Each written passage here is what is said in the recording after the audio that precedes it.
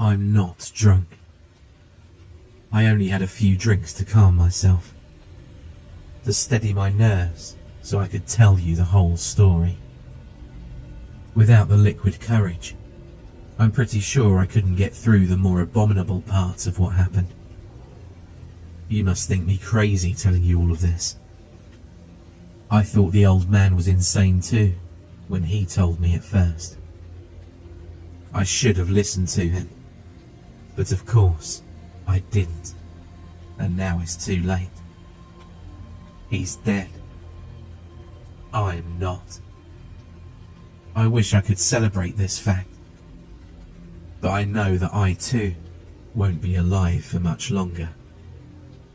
After you hear my story, you'll know why the thought of rain sends chills down my spine and makes my heart pound in my chest. I was working with a non-profit organization in Nicaragua, in the city of Esteli.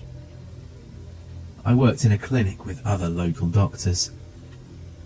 My job was to organize the patients and provide treatment that might otherwise be overlooked. The local doctors had the training to diagnose and treat injuries, but they were woefully uneducated about mental illness and coping with trauma. I worked in a clinic in Esteli for 1 year without problems. I earned a name for myself as handling the mental cases that the doctors saw as being beneath their expertise. It was in one of these cases during early May that I first met the old man. He lived a few miles outside of the city in a rural community. His daughter literally had to drag him into the clinic by the hand because of his guilt of seeking help. The doctor spent 5 minutes with him before referring him to me.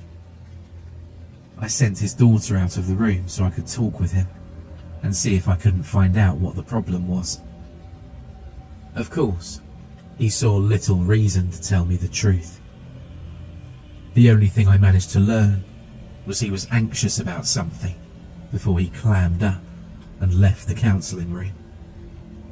I figured that I couldn't force him to tell me and went about with my work. I didn't give much thought to it until one of his friends visited me a week later. My Spanish wasn't perfect, but I managed to learn from his friend that the old man hadn't been sleeping and wasn't able to prepare the land for planting in the rainy season, which was only a week or two away. This was something serious, as most farmers will work on their land until the day they die. At his friend's behest, I went to the community to visit the old man. I followed his friend there on a beat-up school bus that had been repurposed as a transit option. I spent an hour crammed against other commuters that stared at me relentlessly as we slowly made our way through the hills. We arrived just before lunch and began the hike up to his house. During the winter, some farmers live up in the mountains so they can be close to their crops and protect them. The old man had a shack up in the mountains. He was surprised by my visit, but his friend helped to smooth over the awkwardness of the situation. While he calmed him down, I observed him. His eyes were bloodshot, and he had bags under his eyes, like he hadn't been able to sleep. He seemed agitated as well, but I wasn't sure if that was because I was here, or if it was something else entirely. His friend left me with him to talk and find out what was happening. The man was quiet at first, but eventually he began his story when it became clear that I wasn't going to leave. He told me that 10 days ago was the first rain. I remembered the rain that pelted my apartment roof in Esteli viciously for a few hours before receding. Before the rainy season begins in mid-May, sometimes there are quick downpours that last only minutes.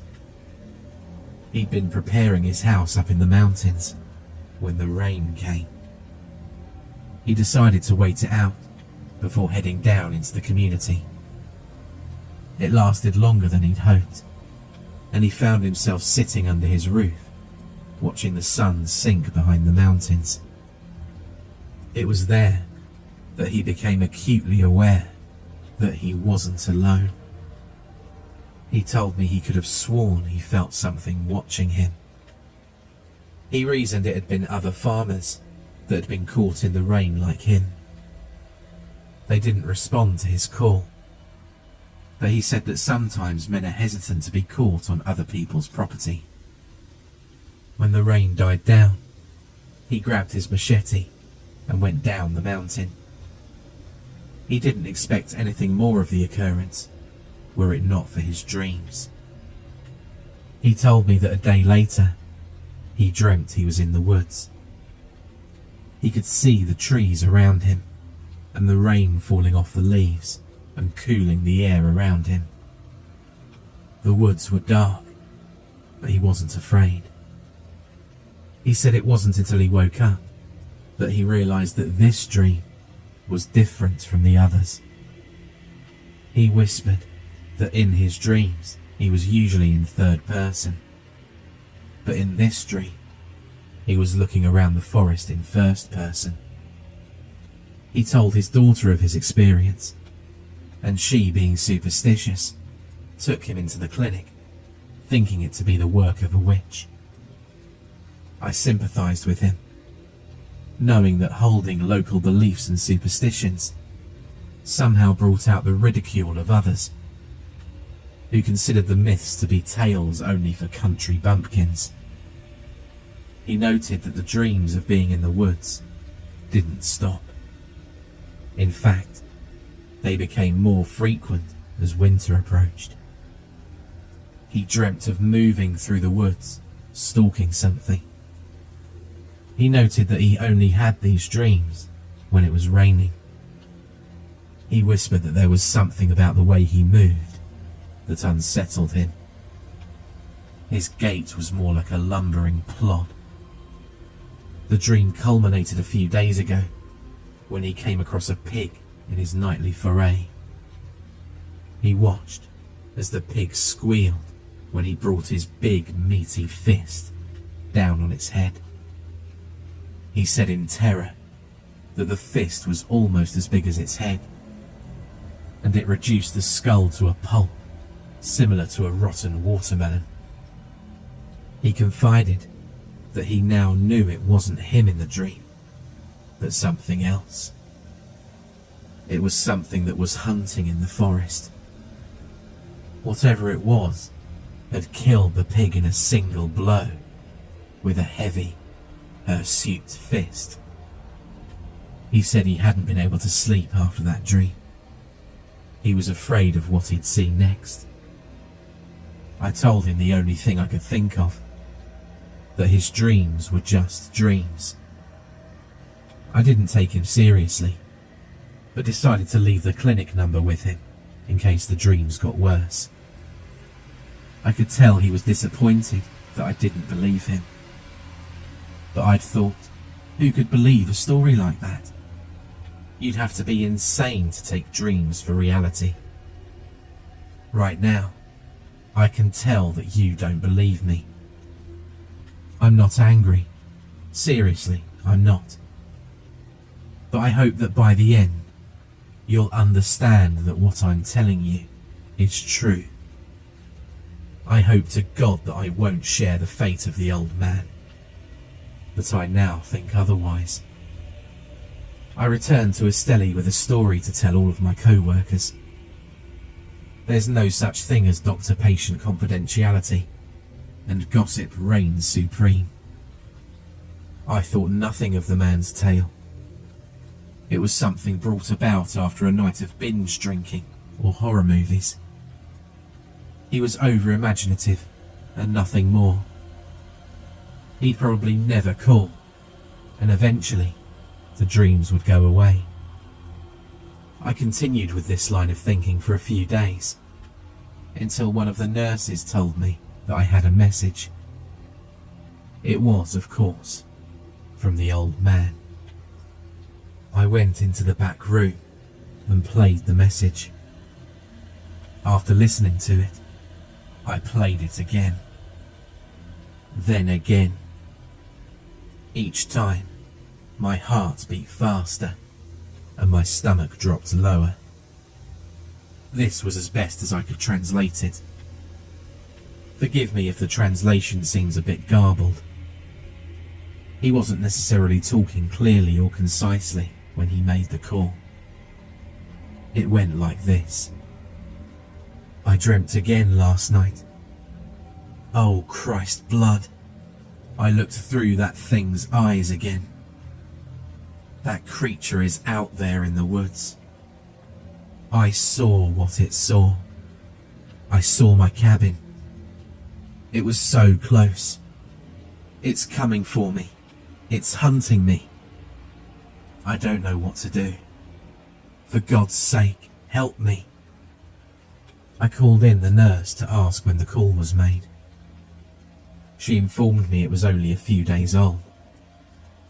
I played the message for her, and she blanched. She realised the urgency of the message. I asked if she'd received any more calls from him, but she hadn't. I broke one of the rules of the clinic and used my cell phone to call the number. There was no answer. I called again, and a third time, but met with the same results. He clearly needed medical or mental assistance. I felt like I was responsible for what happened. I reasoned he'd lost his marbles and was now too frightened to go outside. His dreams had gotten worse. I searched the pharmacy in the clinic and couldn't find what I needed. So I went to an outside source that I knew and picked up a few Valium. I'd decided I was going to go to the community and find the old man. I'd calm him down with some Valium and then convince him to seek some serious psychiatric help. What a fool I was. I arrived in the community at 10 in the morning and began to ask around for the old man's whereabouts. Most people's interest was piqued that a gringo was visiting, and after a few misleading conversations, in which I was directed to a young girl's house in a vain attempt to play matchmaker, I managed to run into his daughter. She recognised me from the clinic and asked me why I was visiting. I lied and said it was procedure to check up on people that came in, and I needed to speak to him. She believed my story and told me he'd gone up to his house in the mountain to be closer to his crops, so he could protect them from deer and less scrupulous farmers who would steal his beans and corn. She told me that he'd gone up into the mountains at the start of winter and wouldn't come down until harvest. At 1 o'clock, I decided to go up to the old man's shack and try to help him. I did my best to remember the path I'd taken with his friend, but I must have gotten turned around somewhere, because I arrived a few hours later, around 3 o'clock. The sky had gone from grey to black. Thunder rolled in the distance. I just wanted to find the old man and get him off the mountain and try to calm him down. With luck, we'd avoid most of the rain. I reached his house just as the first droplets began to fall. The door was open. I wasn't worried yet. It was common for people to leave their doors open in these parts. Most spent their time in front of their houses or in the back with their door open to welcome in guests. I called out to the old man, but didn't get a response. I called louder and approached the small house. Something didn't feel right, but I shut away the thought. The old man was probably in the woods nearby cutting wood to cook his dinner or something. I told myself this as I approached the cabin. I stood in the doorway, and it was there that I knew my gut instinct had been right. What little there was in the room had been scattered about, like there had been a micro-hurricane localized inside. His wooden table had been flipped over, and the plastic chairs had been hurled around the room. The hammock had been torn from the support beam and laid on the ground. The support beam was cracked, and it looked like it could fall any second. The room was sparse at best, but it looked like nothing was left untouched in the struggle. The most disturbing thing was the machete that was buried into the wooden wall. It took 3 pulls to remove it. It had gone deep, and whoever had swung was definitely panicked about something. I didn't have much experience, but I knew that whoever had ravaged the house was dangerous, and I didn't want to meet them without something in my hand. The sound of rain pounding the tin roof pulled my attention away from the dishevelled room. I looked out of the door and saw the rain coming down in sheets. Winter was here, and it had no intention of letting up. I could barely see a few feet in front of me in the heavy downpour. I wouldn't be able to find the path back to the community. I'd be stuck up here until the rain passed. I passed the time looking around the one-room building.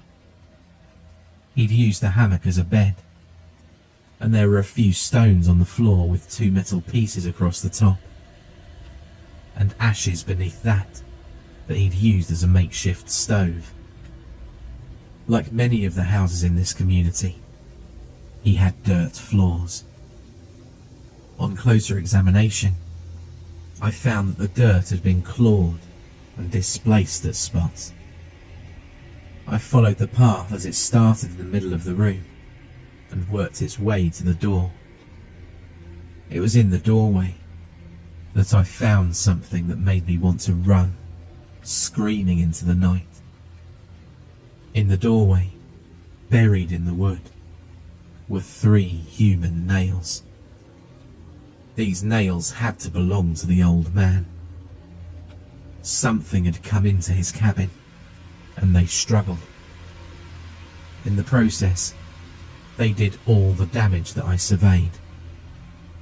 The old man had been knocked down and dragged through the door. He dug his nails into the doorpost in a vain attempt to keep himself grounded, but whoever was pulling him was too strong. He'd broken his fingernails off in the door. I remember shouting, "Screw this," as I went out into the rain. There was no way I was going to stay in that small house a minute longer than necessary. The rain had lightened up, and my visibility in the rain had drastically improved. I could now see about 100 feet in front of me. Through the pounding rain, I looked at the trail, which was now swamped with water. Rivers of rain poured down the mountain and washed downward. There was no way I'd be able to make it down the mountain without slipping and probably breaking my neck. I had to stay until the torrential downpour lessened. The rain continued as night fell. I killed time by toying with the machete. It was one of the types specifically designed for cutting firewood, but the curved top had snapped, and it seemed more like a foot-long knife. I left the machete by the door and sat down in the hammock. I lost myself, listening to the sound of rain pounding on the tin roof. I began to entertain the thought that I'd be stuck up in these mountains until morning. I wouldn't have any problems sleeping in the hammock, but I preferred my bed to a hammock. And my room took preference over a cabin in which an old man was drug out by force. I got out of the hammock for the 5th time to look out at the rain and see if my streak of bad luck would end anytime soon. It only got worse. I thought my eyes were playing tricks on me. I could have sworn I saw something in the shadows of the woods. It didn't move, but it didn't mix in with the uniformity of the trees. My breath caught in my throat as I began to entertain thoughts that the old man had been right all along. I stood frozen in the doorway, watching the thing in the woods, as if breaking eye contact would cause it to move. In the darkness, it just looked like a man standing in the woods. I couldn't even tell if he was facing towards me or away from me. A peal of lightning confirmed my worst fears. I caught only a glimpse of it, but a glimpse was all I needed to let out a scream. It was tall. It had to have been 8 feet tall. Its arms sank down to its knees, and it was completely covered in matted hair. Its teeth were bared in something that looked to be between a grimace of pain and the knife-sliced smile of a sadistic man. The brief flash of light died, but that image will be burned into my memory until the day of my death. Coincidentally, I may not have to wait long until then. I stood, paralyzed in the doorway. A thought occurred to me as I stood there. I realized that if I made the slightest movement as if to run away, it would attack. I remained there, watching it, and it watching me. Seconds passed like minutes, and minutes passed like hours. The ache set in after a few minutes of remaining completely motionless, but I buried it and soldiered on. The machete was just inches away from my hand. I glanced at it, wondering if I could get it in my hand without attracting the ire of the beast. There was another peal of thunder, and when I looked back, it was gone. I thought that seeing it was bad enough, but when it was gone, I couldn't help but imagine it breathing down my neck. Not knowing where it was 100 times worse. I scanned the shadows in the downpour, but could find no shadowy figure watching me. I knew it was still nearby, and it was very focused on me, but I couldn't pinpoint its exact location. The sound of a stick breaking behind me alerted me to where it was. It was behind the house now. How did it move so quickly? It stood stone still for minutes, and then in the blink of an eye, it was behind the house. I said a silent prayer to the God I never acknowledged up until this point. I prayed that I'd leave this run-down shack alive. There was nothing else I could do but pray. There was only one door into the house. It was searching for other entrances. Another stick snapped a few feet to the left of the last one, and I knew it was moving. It was circling around to the front. I had to keep it out if I didn't want to suffer the same fate as the old man. I slammed the door shut and slid the bolt across. The bolt was held in by a few nails in the rotten wood. It wasn't the sturdiest of barricades. I could hear the creature breathing just inches away from the door. My heart was close to exploding out of my chest. The rain was weakening. I waited for it to try and enter the run-down shack, but the longer I waited with my breath dying in my chest. The more I realised, it probably wasn't going to try. All of a sudden, a loud bang rang out. The creature struck the door, and by sheer luck, the door held. The impact sent waves of recoil energy resonating through my now bruised shoulder. One hinge popped out of the wood, and the bolt bent, but luckily held fast. The rain was now just a patter on the roof. The creature gave a low, inhuman groan and began to walk away. I couldn't figure out why until I recalled the old man's words. He said he only dreamt of the creature when it was raining. He only saw it in the first rain. The creature must have had some connection to it. Did it only hunt in the rain? I waited in the silence and listened to the sound of water dripping off the roof into the soaked ground. I decided there and then that I'd go down the mountain in the dark, because if the rain picked up again, it would return for me. I fled into that dark night, tripping and falling, and didn't stop until I reached the village. I was taken in by a concerned villager, but no matter how hard he pressed the topic, he couldn't get me to talk. They say that they found a dent on the door, bearing no mark of a human hand.